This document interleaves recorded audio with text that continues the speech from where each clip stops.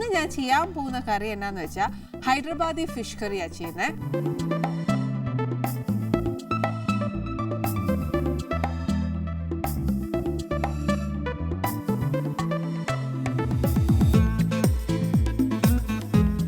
Hyderabadi fish കറിയിൽ ഒരുപാട് വ്യത്യാസങ്ങൾ ഉണ്ട് നമ്മളെ വെച്ച് നോക്കുകയാണെങ്കിൽ. പക്ഷേ എന്നാൽ ഒരു ഇച്ചിരി ഞാൻ നമ്മുടെ കേരള ടച്ച്, അതായത് ആനീസ് ടച്ചും കൂടി ഇട്ടിട്ടുണ്ട്. കാര്യം നമ്മുടെ പ്രേക്ഷകർക്കും കൂടെ കഴിക്കാനുള്ളതല്ലേ.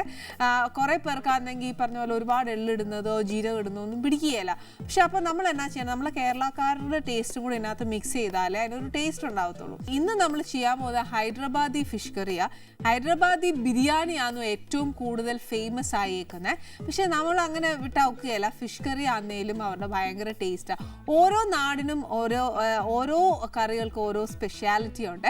ആ ടേസ്റ്റ് ഞാൻ പറയുന്നത് എല്ലാം നമ്മൾ അറിയണം. നമ്മുടെ കേരളയിൽ നമ്മൾ ഇന്ന സാധനമേ കഴിക്കത്തുള്ളൂ, അതെനിക്ക് പിടിക്കുകയില്ല, ഞാൻ തൊടുകയില്ല, നോക്കുകയില്ല എന്നൊന്നും പറഞ്ഞിട്ട് കാര്യമില്ല. നമ്മൾ സ്വാദ് ഇഷ്ടപ്പെടുവാണെങ്കിൽ, രുചി ഇഷ്ടപ്പെടുവാന്നുവെങ്കിൽ എല്ലാം ടേസ്റ്റ് ചെയ്യണം. നമുക്ക് ഇഷ്ടമാണെന്നതിൽ പിന്നെ ആ ഒരു റെസിപ്പി പഠിക്കുന്നതുകൊണ്ട് എന്നാ കുഴപ്പം? ഞാൻ പഠിക്കുവേ.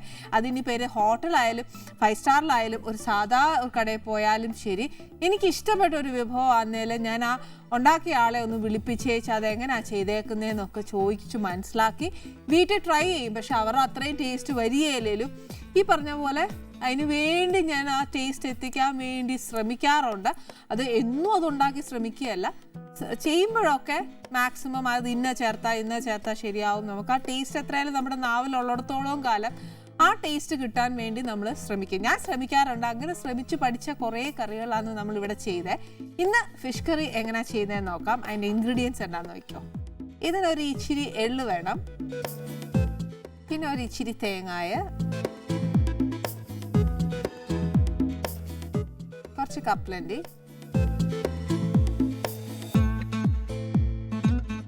പിന്നെ ഇച്ചിരി ഉലുവ, ജീരകം, കടുക്, കുറച്ച് ഒരു മുഴുത്ത സവാളയാണ്, ഇച്ചിരി പച്ചമുളക്, ഇഞ്ചിയും വെളുത്തുള്ളിയുടെയും പേസ്റ്റ്, മഞ്ഞൾപ്പൊടി, മുളക് പൊടി, മല്ലിപ്പൊടി,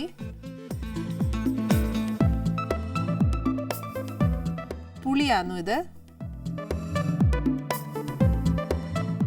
കുറച്ച് മല്ലിയില, ഉപ്പ്, പിന്നെ മീൻ. മീനിനി ഈ ദശക്കട്ടിയുള്ള മീൻ തന്നെ വേണമെന്നൊന്നുമില്ല. നമ്മൾ റെസിപ്പി പഠിക്കുമ്പോഴത്തേന് ഇച്ചിരി കൂടി എളുപ്പമാക്കാൻ മനസ്സിലാക്കാൻ വേണ്ടിയിട്ടാണ് നമ്മൾ ഇങ്ങനത്തെ മീൻ കാണിക്കുന്നത്. ഈ ഒരു കറി വെക്കുവാണെങ്കിൽ ഈ പറഞ്ഞ പോലെ ഏത് മീനാന്നേലും പ്രശ്നമില്ല. ഇന്ന മീൻ കിട്ടിയാലേ വെക്കാൻ പറ്റത്തുള്ളൂ എന്നൊന്നുമില്ല. ഈവൻ എനിക്ക് തോന്നുന്നു തന്നെ ചെറിയ മീനില്ലേ, നത്തോലി, അതൊക്കെ ആന്നേലും വെക്കാൻ നോക്കുവേ. ഇതിന് ഈ പറഞ്ഞ പോലെ ഇച്ചിരി ഒരു തേങ്ങ അരച്ച എഫക്റ്റ് ഉണ്ട്, എന്നല്ല ഒരു കംപ്ലീറ്റ്ലി ഒരു ഡിഫറെൻറ്റ് ടേസ്റ്റ് ആണ്. ഇനി ഫസ്റ്റ് എന്നാ ചെയ്യേണ്ടതെന്ന് വെച്ചാൽ നമുക്ക് കുറച്ച് സാധനങ്ങൾ ഇങ്ങനെ ഡ്രൈ റോസ്റ്റ് ചെയ്യണേ. അതെന്നാ വെച്ചാൽ ആദ്യം ഒരു ഇച്ചിരി എള്ളെന്ന് പറയുമ്പോൾ ഒരുപാട് ഇട്ടണ്ട, അതിനൊരു എന്നാ പറയുക, ഇച്ചിരി ഒരു കയ്പ്പ് പോലെയൊക്കെ വരും. അതുകൊണ്ട് ഒരുപാട് എള്ളിടണ്ട. നമുക്ക് ആ ടേസ്റ്റ് ചിലർക്ക് പിടിക്കുകയല്ല, എന്നാൽ നമുക്ക് ആ ഹൈദരാബാദി ഫിഷ് കറിക്ക് ആ ടേസ്റ്റ് വരികയും വേണമേ. അതുകൊണ്ട് അതിൻ്റെ ഒരു ഫ്ലേവർ ഇതിനകത്ത് കിടന്നേച്ചാൽ മതി. പിന്നെ ഒരു 2 ടേബിൾ സ്പൂണോളം തേങ്ങ ഇടാവേ. പിന്നെ കുറച്ച് കപ്പലണ്ടി. ഇതിനെ ഒന്ന് ഡ്രൈ റോസ്റ്റ് ചെയ്യാം. ഇത് ശരിക്കും ഡ്രൈ റോസ്റ്റ് ചെയ്യുമെന്ന് പറഞ്ഞു വന്ന് എന്നാന്നോ ഈ വറുത്തരച്ച തീയലില്ല, അങ്ങനെ ചെയ്യാനല്ല. ഈ ഒരു ചെറിയൊരു ബ്രൗൺ കളർ വന്നേച്ചാൽ മതി. നമ്മൾ ചേർത്ത് എള്ള്, കപ്പലണ്ടി, തേങ്ങായുടെ വെള്ളം ഇതെല്ലാം ഒന്ന് പറ്റിയേച്ച് ഒന്ന് ബ്രൗൺ ആയി വരുവേലേ, അന്നേരത്തേന് അങ്ങ് നിർത്തിയേക്കണേ. ഒരുപാട് മൂത്ത് പോയാൽ വറുത്തരച്ച് മീൻകറി വെച്ച കൂട്ടിരിക്കും. അങ്ങനെയല്ല, ഇതിനൊരു ഓറഞ്ച് കളർ വേണം. അപ്പം തേങ്ങ ഒന്ന് ഒത്തിരി അങ്ങ് മൂക്കണ്ട.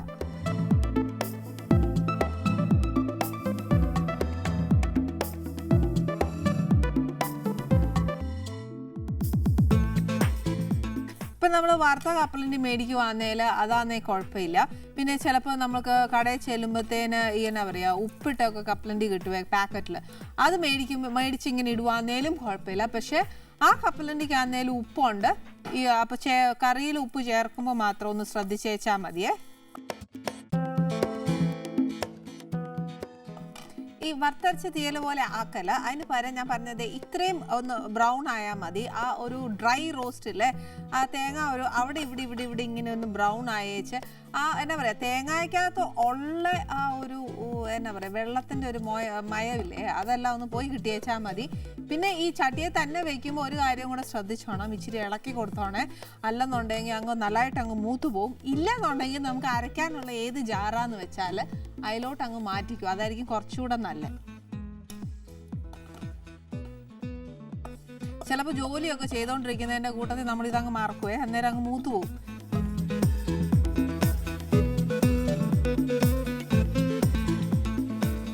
ശരിക്കും പറഞ്ഞാൽ ആദ്യമായിട്ടൊക്കെ നമ്മൾ പാചകം ചെയ്യുമ്പോഴത്തേക്ക് ഏറ്റവും കൂടുതൽ നമുക്ക് അബദ്ധം പറ്റുന്ന ഒരു കാര്യമാണ്. ഞാൻ പറയാം നമുക്ക് എന്ന് കൂട്ടുന്നതൊക്കെ എല്ലാം ഞാൻ എൻ്റെ കാര്യമാണ് പറയുന്നത്. ഞാൻ ആദ്യമായിട്ടൊക്കെ പഠിച്ചപ്പോൾ ഇതേപോലെ ചട്ടിയെ തന്നെ അങ്ങ് വെച്ചായിരുന്നേ. അന്നേരത്തെ കുറച്ച് കഴിയുമ്പോൾ നോക്കുമ്പോൾ നമ്മൾ നോക്കുന്ന പരുവത്തിൽ നമുക്ക് വേണ്ടിയ പരുവത്തിൽ നിന്ന് അതൊരു ഇച്ചിരിയും കൂടി അങ്ങ് മൂത്ത് പോകും. അപ്പോഴത്തേനും അങ്ങ് ആ ടേസ്റ്റ് വ്യത്യാസം വരും. നമ്മൾ എന്നതാണ് ഉദ്ദേശിക്കുന്നതെന്ന് വെച്ചാൽ അത്രയും കിട്ടുകയില്ല. വേണമെങ്കിൽ നമുക്ക് പുളി ഇതിൻ്റെ കൂടെ അരയ്ക്കാം, അതല്ല പിഴിഞ്ഞൊഴിക്കുവാന്നേൽ അങ്ങനെ. ഇനി ചട്ടി ചൂടായേച്ച് ഇതിനകത്തോട്ട് ഇച്ചിരി എണ്ണ. സാധാരണഗതിയിൽ അവരൊക്കെ ഏതാന്ന് വെച്ചാൽ കടുകെണ്ണയാണ് കൂടുതൽ ഉപയോഗിക്കുന്നത്. പക്ഷെ നമുക്കത് പിടിക്കുകയില്ല. കടുകെണ്ണ ആയതുകൊണ്ട് നമുക്ക് വേണമെങ്കിൽ വെജിറ്റബിൾ ഓയിൽ ഉപയോഗിക്കാം. അതല്ലാന്നുണ്ടെങ്കിൽ ഒരു കാര്യം ചെയ്തു വെളിച്ചെണ്ണയിൽ ഉപയോഗിക്കാം. വെളിച്ചെണ്ണയാണ് മീൻകറിക്കൊക്കെ ഏറ്റവും നല്ല ടേസ്റ്റ് വരുന്നത്. പക്ഷേ ഇതൊരു ഹൈദരാബാദി എഫക്റ്റ് ആയതുകൊണ്ട് ഒരു വെജിറ്റബിൾ ഓയിൽ ഒഴിക്കുന്നതുകൊണ്ട് ഒരു കുഴപ്പമില്ല. ഇതിനകത്തോട്ട് ആദ്യം ഒരു ഇച്ചിരി കടുക് ഇടുക.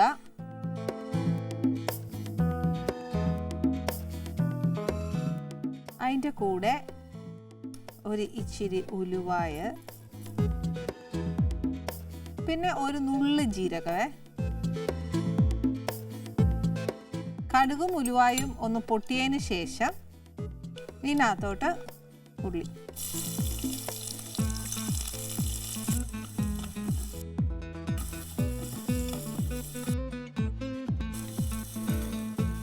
ഇതിൻ്റെ കൂടെ തന്നെ കുറച്ച് ഇഞ്ചിയും വെളുത്തുള്ളിയും കൂടെ ഇടുക.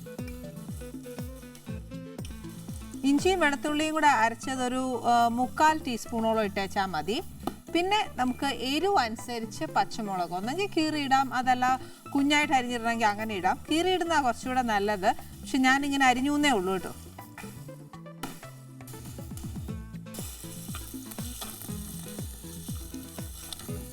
ഇനി ഇത് നല്ലതായിട്ട് ഒന്ന് മൂക്കണം എന്ന് വെച്ചാൽ നമ്മൾ ഗ്രേവിയാണ് ഉണ്ടാക്കുന്നത്. ഉള്ളി തനിയായിട്ട് കിടക്കാൻ പാടില്ല, തിക്ക് ഗ്രേവിയാണ്. അപ്പോൾ ആ ഉള്ളിയുടെ മൂപ്പ് എന്തോരം ഉണ്ടെന്ന് അറിയാമല്ലോ. പെട്ടെന്നാവണം എന്നുണ്ടെങ്കിൽ ഒരു ഇച്ചിരി ഉപ്പ് ഇട്ടേച്ചൊന്ന് മൂപ്പിച്ചെടുത്താൽ മതി, പെട്ടെന്നാവാനേ ഉള്ളൂ. അതുകൊണ്ട് ഇപ്പം നമുക്കൊരു കാര്യം പെട്ടെന്നാവാൻ വേണ്ടി ഞാൻ ഒരു ഇച്ചിരി ഉപ്പിടാം. പക്ഷേ ഒരു കാര്യം എനിക്ക് ഒരു കാര്യം കൂടെ ചെയ്യാനുണ്ട്. കാര്യം നമ്മൾ നേരത്തെ റോസ്റ്റ് ചെയ്ത് വെച്ചേക്കുന്ന തേങ്ങായും കപ്പലണ്ടി അതെല്ലാം ഇല്ലേ, അപ്പോൾ അതെല്ലാം ഒന്ന് നല്ല മഷി പോലെ അരയ്ക്കാനും ഉണ്ട്. ഞാൻ ആ എന്നാ പറയുക ഉള്ളി നോക്കിയേ ഒരുപാട് ഇതായിട്ടില്ല, എന്നാൽ ആയോ ചോദിച്ചാൽ ആയി എന്ന് തന്നെ പറയാം. ഇനി ഈ ഒരു പരുവത്തിൽ നമുക്ക് ആ പൊടിയെല്ലാം ഇടുമ്പോഴത്തേനും ഉണ്ടല്ലോ, ആ പൊടിയും ഇച്ചിരി മൂത്തൊക്കെ വരുമ്പോഴത്തേക്ക് അത് കുറച്ചുകൂടെ ഒന്ന് ഗ്രേവി ആയി തുടങ്ങുവേ. ആദ്യം ഇച്ചിരി മഞ്ഞൾപ്പൊടി ഇടുക, പിന്നെ കുറച്ച് മുളക് പൊടി,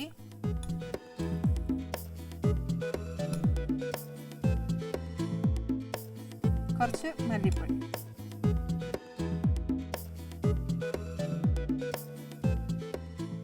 ഇത് നല്ലതായിട്ട് ആ എണ്ണയിൽ ഒന്ന് മൂപ്പിക്കുക. എണ്ണ നല്ലതായിട്ട് ചൂടായി കിടക്കുക, അതായത് നല്ല ആ ഉള്ളി ഇങ്ങനെ ഉള്ളിലേക്ക് ആയിട്ട് ആ എണ്ണയ്ക്കകത്തോട്ടായി കഴിഞ്ഞു കൂട്ടി, നമ്മൾ ചേർത്ത എണ്ണയ്ക്കകത്തോട്ട് തന്നെ ആയി. അപ്പോഴത്തേക്ക് നല്ല ചൂടായതുകൊണ്ട് പൊടിക്ക് അധികം വേവില്ലാത്തതുകൊണ്ടും അത് പെട്ടെന്ന് മൂക്കാനേ ഉള്ളേ. അന്നേച്ച് നമ്മൾ ഈ അരച്ച് വെച്ചേക്കുന്ന ആ അരതുണ്ടല്ലോ, നമ്മൾ തേങ്ങായും കപ്പലണ്ടിയും എള്ളും ഒക്കെ അരച്ച് വെച്ചത് ഇതിനകത്തോട്ടിടുക.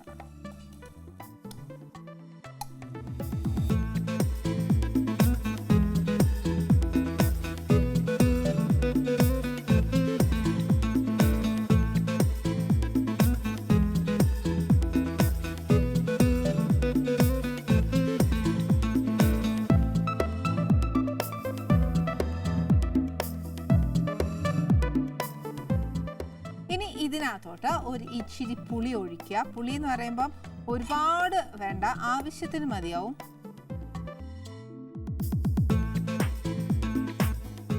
അരയ്ക്കാനാണെങ്കിൽ ഒരു കുഞ്ഞി നെല്ലിക്കായുടെ വലുപ്പത്തിൽ നമ്മൾ തേങ്ങ അരച്ചതിൻ്റെ കൂട്ടത്തിൽ അങ്ങ് അരച്ചേച്ചാൽ മതി.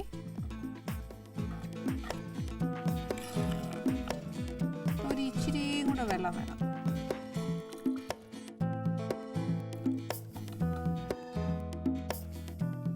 ഗ്രേവി എപ്പോഴും ഞാൻ പറയുന്ന കൂടെ ഉള്ളൂ, നമുക്ക് എത്ര ചാറ് വേണ്ടിയെന്ന് വെച്ചാൽ അതനുസരിച്ച് വേണം നമ്മൾ ഈ ഗ്രേവിയുടെ വെള്ളം ഒഴിക്കാൻ. മീൻ അതിനകത്ത് ഇട്ടേച്ച് മീൻ വെന്ത് മീനിൽ നിന്ന് കുറച്ച് വെള്ളം ഇറങ്ങും. അത് പോയിട്ട് നമുക്ക് ചോറിനൊക്കെ കൂട്ടാനാന്നേലും അപ്പത്തിൻ്റെ കൂടെ ആന്നേലും ദോശയുടെ കൂടെ ആണെങ്കിലും എത്ര ഗ്രേവി വേണ്ടതെന്ന് വെച്ചാൽ അത് കണക്കാക്കി വേണം വെള്ളം ഒഴിക്കാനേ. ഇതിനകത്തോട്ട് ഇച്ചിരി ഉപ്പ്. നേരത്തെ ഞാൻ ഇച്ചിരി ഉപ്പ് ഇട്ടായിരുന്നു ഉള്ളി വഴറ്റാൻ നേരം, എളുപ്പ വഴി എന്ന് പറഞ്ഞു വെച്ചാൽ. അത് നോക്കി വെച്ച് വേണം ബാക്കി ചേർക്കാൻ. പിന്നെ പറയാതെ ഈ പറഞ്ഞ പോലെ ഉള്ളി മൂപ്പിച്ചതിൻ്റെ ഇടയ്ക്ക് ഞാൻ ഒരു ഇച്ചിരി കറിവേപ്പില ഇട്ടായിരുന്നു. അത് പിന്നെ ഇനിയിപ്പോൾ ഒന്നുകൂടെ ഇടുക. ഈ കറിവേപ്പിലയുടെ അളവൊന്നും ഞാൻ ഒരിക്കലും ആരോടും പറയുകയില്ല. എന്നെ സംബന്ധിച്ച് പറയുവാണെങ്കിൽ ഞാനിങ്ങനെ ഇട്ടുകൊണ്ടേ ഇരിക്കും. നമുക്ക് ആവശ്യമുള്ളത് ഇട്ടാൽ മതിയേ. ഇനി ഇത് നല്ലതായിട്ടൊന്ന് തിളയ്ക്കുക. തിളച്ചതിന് ശേഷം മാത്രം മീനിടുക. മീൻ ഇട്ട് കഴിയുമ്പോഴത്തേക്ക് ആ തിളയൊന്ന് ഒരു ആശ്വാസം വരുവേ. അന്നേരം ഒന്നും ചെയ്യരുത്, ഹൈ ഫ്ലെയിമിൽ തന്നെ വെച്ചേക്കണം. വെച്ചേച്ച് മീൻ ഇട്ട് കഴിയുമ്പോൾ ഒന്ന് നല്ല തിളക്കി വരല്ലേ, നല്ല തിളച്ച് കഴിയുമ്പോഴത്തേക്ക് സിമ്മാക്കി വെച്ചേച്ച് അതിൻ്റെ ഉപ്പ് പുളി എരിവ് എല്ലാം നോക്കുക. അതിന് മുമ്പ് ഇപ്പം ഈ സമയത്ത് നമ്മൾ മീൻ ഇടുന്നതിന് മുമ്പ് അതിന് എന്നതേലും ഒരു കുറവുണ്ടെങ്കിൽ ഈ സമയത്ത് നമുക്ക് ചേർക്കാം. ചേർക്കുമ്പോൾ നേരത്തെ നമ്മൾ മല്ലിപ്പൊടി മുളക് പൊടിയും ഒക്കെ ഒന്ന് മൂപ്പിച്ചേച്ചാ ചേർത്ത് അതേപോലെ ഒന്ന് ഡ്രൈ ആക്കി ഒന്ന് മൂപ്പിച്ചതിന് ശേഷമേ ഇതിനകത്തോട്ട് ഇടുക. അല്ലെന്നുണ്ടെങ്കിൽ കുറച്ചൊരു റോ ടേസ്റ്റ് വരും. ഇപ്പം എന്നാ പറയുക, മീൻ തിളച്ച് മീനിൻ്റെ കറി തിളച്ചു. ഇനി ഇതിനകത്തോട്ട് കഷ്ണം മീൻ തന്നെ വേണമെന്നില്ല, ഏത് മീനാന്നേലും നല്ലതാ. പച്ചമുളകിൻ്റെ എരിവാണെന്നും ഇഷ്ടമെങ്കിൽ അത് ചേർക്കാം, അതല്ല മുളക് പൊടിയുടെ എരിവാണെന്നുണ്ടെങ്കിൽ അത്. ഇത് രണ്ടും വേണ്ട, ഇച്ചിരി കറിക്ക് നിറവാ വേണ്ടിയെന്ന് വെച്ചാൽ കാശ്മീരി മുളക് പൊടി ചേർത്തേച്ചാൽ മതി. ഈ മീൻകറി വെക്കുമ്പോൾ മല്ലിപ്പൊടി കൂട്ടരുത്. മല്ലിക്ക് ബേസിക്കലി ഒരു കുത്തലുണ്ടെന്ന് പറയുവേ. അതിൻ്റെ ആ ഒരു എല്ലാ പൊടിക്ക് ചേർക്കുമ്പോൾ എല്ലാ പൊടി ചേർക്കുമ്പോഴും മല്ലി മാത്രം കുറച്ച് മുന്നിട്ട് നിൽക്കും, ഒരു ലീഡർഷിപ്പ് എടുക്കും ആ മല്ലിപ്പൊടി എന്ന് പറയുന്ന സാധനമേ. മല്ലി ആന്നേലും ഇതേപോലെയാന്നു ഇഞ്ചിയും. അപ്പോൾ അതുകൊണ്ട് ആ ലീഡർഷിപ്പ് ഒത്തിരി മല്ലിക്ക് കൊടുത്തു കഴിഞ്ഞാൽ കൊള്ളുകയില്ല. അതുകൊണ്ടാണെന്നു ഞാൻ പറയുന്നത് മല്ലി ഇച്ചിരി കുറച്ചാണ്.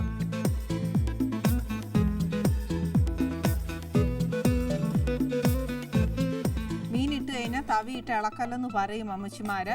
പക്ഷെ എനിക്കത് ഒരിക്കലും കൈവാക്ക് വരികയില്ല. ഞാനെന്നാൽ ഈ പറഞ്ഞ കൂട്ട് എന്നാ പറയുക, മീനിനെ ഒന്നും ഉപദ്രവിക്കാത്ത രീതിയിൽ തന്നെയാണ് ഞാൻ അതിനെ ഇളക്കുന്നത്. കാര്യം മീനെ തൊടാതെ അതിൻ്റെ വക്കിൻ്റെ അറ്റത്തൂടെ കൊണ്ടുപോയേ ഒന്ന് ഇളക്കത്തേ ഉള്ളൂ. പക്ഷേ ഇനി മീൻ നല്ലതായിട്ട് തിളച്ച് കഴിയുമ്പോൾ ചെറിയ ഫ്ലെയിമിൽ വെച്ചിട്ട് കുറേ നേരം ആ മീൻ വേവാനുള്ള സമയം കൊടുക്കുക. അല്ലാതെ ഹൈ ഫ്ലെയിം, മീൻ വേവാൻ ഒരുപാട് സമയമൊന്നും വേണ്ട, ഒരു ഇച്ചിരി സമയം മതി. നമ്മുടെ ഹൈദരാബാദി ഫിഷ് കറി ഇവിടെ റെഡിയാന്നു. ഇത് സ്പൈസി ആക്കണമെങ്കിൽ ആക്കിക്കോളൂ. എന്നാന്ന് വെച്ചാൽ ബേസിക്കലി ഹൈദരാബാദ് എല്ലാം ഭയങ്കര സ്പൈസി ഫുഡ്സ് ആണ് കൂടുതൽ. അവർക്ക് നമ്മളെ പോലെ ഒരുപാട് എരിവ് അങ്ങനെ ഒന്നും ഇഷ്ടമല്ല.